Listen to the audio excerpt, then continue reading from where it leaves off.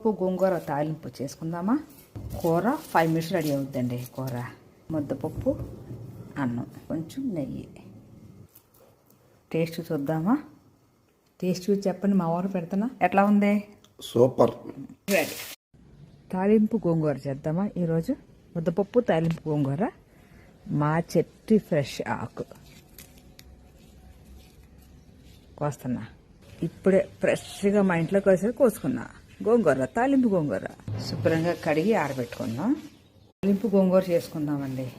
మిర్చి, ఆవాలు, జీలకర్ర, వెల్లుల్లిపాయ, ఇంగువ. వెల్లుల్లిపాయ కొంచెం ఎక్కువ ఉండాలి. కరివేపాకు, మెంతిపిండి బాగుంటుంది. తాలింపు కొంచెం పక్క తీసుకోండి. ఉల్లిపాయలు వేసేద్దాం. ముద్దపప్పు ఉడుకుని పక్కన పెట్టిన ఉడకబెట్టిన పక్కన పెట్టుకోండి. ముద్దపప్పు బాగుంటుంది టేస్ట్. ఉల్లిపాయలు వేగిపోయి గోంగూర వేసేద్దాం. ఒక్క నిమిషంలో మగ్గిపోయిందండి. ఇంటి గోంగూర కదా. పసుపు, ఆకు పులుపు లేదు కాబట్టి చింతపండు వేసుకుంటున్నాను. 2 స్పూన్లు కొంచెం వేయండి. గోంగూర తాలింపు రెడీ. గోంగూర తాలింపు ముద్దపప్పు రెడీ చేద్దామా. రెడీ కొన్ని చూడండి చెప్తా.